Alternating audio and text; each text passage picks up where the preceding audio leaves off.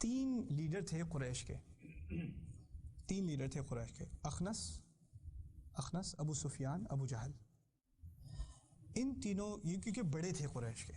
جب قرآن مکے میں پھیلنا شروع ہوا تو انہوں نے پروپیگنڈا پھیلایا کہ ینگ لڑکے، ہمارے نوجوان، ان کو خاص ہدایت دے دو کہ قرآن نہ سنا کریں، وَلَا تَسْمَعُوا لِهَذَا الْقُرْآنِ وَأَلْغَوْا فِيهِ لَعَلَّكُمْ تَغْلِبُونَ، اس قرآن کو مت سنا کرو،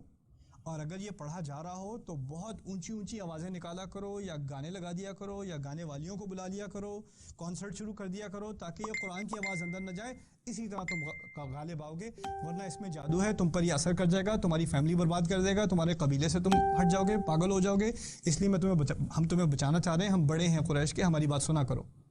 تو انہوں نے بزرگ کے ناطے ینگ لڑکوں کو یہ ہدایت دی کہ جب کبھی قرآن غلطی سے بھی سننے کو ملے تو آواز ڈال دو، کوئی نہ کوئی شور مچا دو۔ مزے کی بات یہ کہ ان میں سے ایک آخر کار مسلمان ہو گئے، ابو سفیان آخر کار مسلمان ہو گئے۔ اب مسلمان ہونے کے بعد یہ کہانی بتاتے ہیں جو پہلے ہوا کرتی تھی۔ کہتے ہیں کہ میں اور اخنس اور ابو جہل، ہمیں ایک دوسرے کا پتہ نہیں تھا، لیکن ہم نے تھوڑا سا قرآن سنا تو ہم سے رہا نہیں گیا، لیکن ہم پبلکلی سب کے سامنے نہیں جا سکتے تھے سننے قرآن، کیونکہ لوگ ہمیں کہتے ہیں مت سنو، خود جا کے بیٹھے ہوئے ہیں۔ تو ہمیں پتہ تھا رات کو رسول جو ہے وہ قیام کرتا ہے گھر میں، رات کو تہجد پڑھتا ہے اور اونچی آواز میں پڑھتا ہے، تو ہم رسول کے گھر کے باہر ایک دیوار لگا کے میں ساری رات سنا کرتا تھا قرآن۔ ابو سفیان کہتا ہے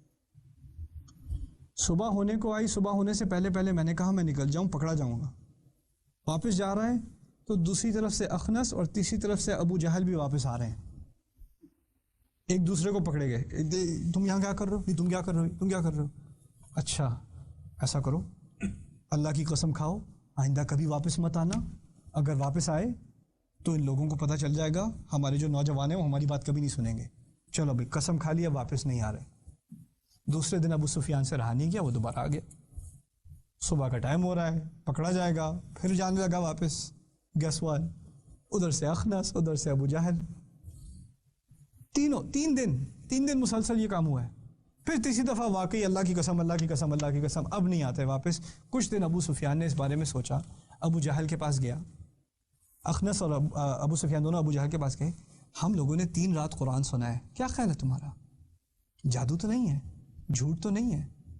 پاگل کا کلام تو نہیں ہے، کیا کریں؟ ابو جہل کہتا ہے مجھے پتہ ہے پاگل کا کلام نہیں ہے، مجھے اچھی طرح پتہ ہے یہ جھوٹ نہیں ہے، مجھے اچھی طرح پتہ ہے اللہ کا کلام ہے، لیکن ہم ہیں بنو عامر، وہ ہے بنو ہاشم، اس کو رسول مان لیا تو بنو عامر تو ہمیشہ کے لیے ہار گئے، کیونکہ رسول سے اوپر تو کوئی ہو نہیں سکتا، کیسے مان لیں؟ برادری کی بات تھی، برادری کی بات تھی، سٹیٹس قبیلے کی بات تھی، حق اور باطل کی بات نہیں تھی، ورنہ یہاں تک کہ کافر بھی رات لگائے ہوئے قرآن سن رہا تھا، کافر بھی۔ اب آخری بات میں آپ سے کر دوں، سوچنے کی بات ہے، اب تراویحوں کے دن ہے، لوگ کہاں جاتے ہیں تراویح پڑھنے؟ وہ ایسی مسجد میں جاتے ہیں جہاں سب سے تیز پڑھائی جا رہی ہو، وہ سٹاپ واچ لے کے جاتے ہیں، جہاں سب سے تیز پڑھائی جا رہی ہو، جہاں جلدی سے فارغ ہو جائیں وہاں جاتے ہیں، ایسا ہی نہیں ہے؟ اور کھڑے بھی ہوں گے نماز میں، کوئی آرام سے پڑھا رہا ہوگا تو بڑی تکلیف ہوتی ہے، یار یہ کیا، مولوی صاحب کو کہتے ذرا جلدی کر دیں، اب بہت بھاری افطار کھایا تھا، اتنا قرآن سننے کا ہمارے پاس تحمل نہیں ہے۔ اس وقت کا کافر ساری رات چھپ چھپ کے قرآن سن رہا ہے، اور اس وقت کا مسلمان مسجد میں کھڑا ہو کے رکوع کب آئے گا یار، فارغ کر بھی دو یار،